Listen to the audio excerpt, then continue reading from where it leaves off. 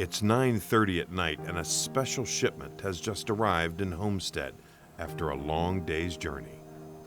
Inside this warehouse, a group of men, women, and children are waiting to get their first glimpse of this van's precious cargo. Nearly 36 dogs and puppies. They've been transported to Pittsburgh from the Deep South. Here, they'll be placed with foster families until they're permanently adopted. It's all part of a program called Ride to Rescue, sponsored by Animal Lifeline Pittsburgh. Linda Manco is the director. That's a girl! We know he needs You had this situation in the South where they had no other alternative but to euthanize. We had worked with shelters that said that animals never made it out of there. So we started sending transports, and then from there, it just kind of grew into this. Many of these rescues come from animal shelters that are overflowing.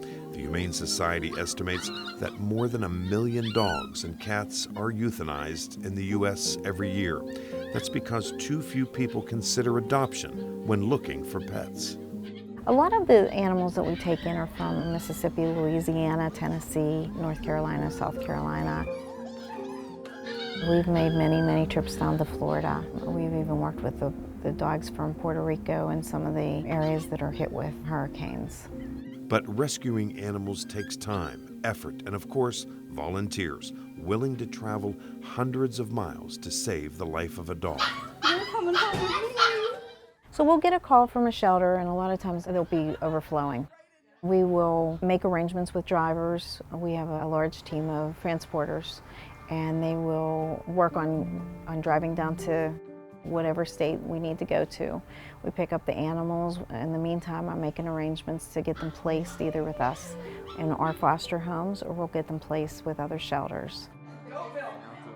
Projects like this need money to operate, relying on donations and fundraisers.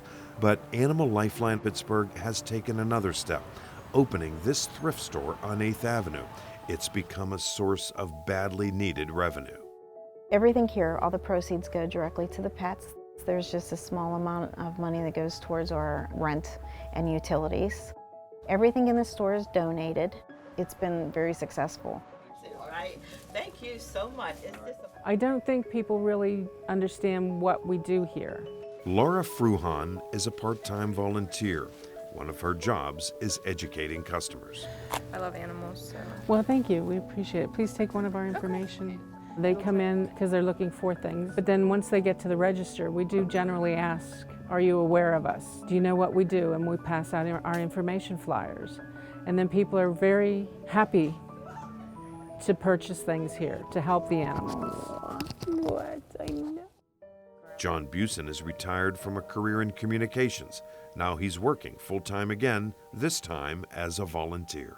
It's saving their lives because they're coming from desperate situations in most cases. Come on, guys, here's breakfast, lunch. Or Linda will get a phone call to rescue a dog that was thrown on the side of the road or the railroad tracks, or found running alongside the highway, and she will go rescue it.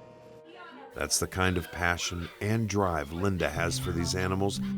She found Abby, a Cocker Spaniel mix, at a garbage dump. When I saw this dog, I thought, this dog is not going to survive. She was just so tiny. She was ounces. She had mange. And we got her to the vet. She started on medication, and it took a long time, but we started finally seeing hair growing back. Oh my goodness, you love your sister. Charlie also came from humble beginnings. He's a chocolate lab mix. Charlie was actually born under a trailer in Mississippi, and they sent Charlie up to me.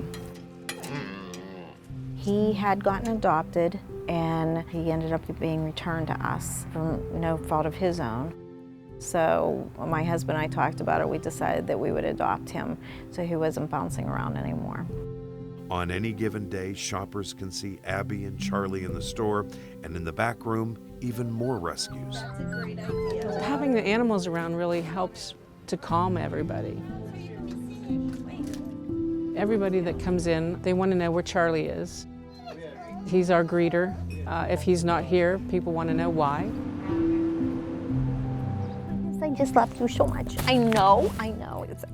It's rough being a puppy, huh? Pets can make a big difference in a person's life. Ask Michelle and Michael DeSaro. We had 2 dogs, and in January and March of 2018, we lost them.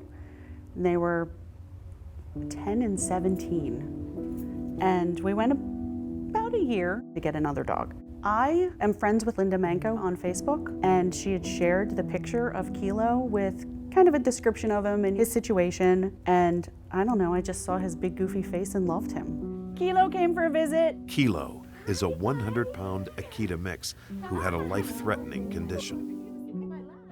We found out that he was heartworm positive. And that was the, are you still gonna take the dog? He has to go through all the treatment.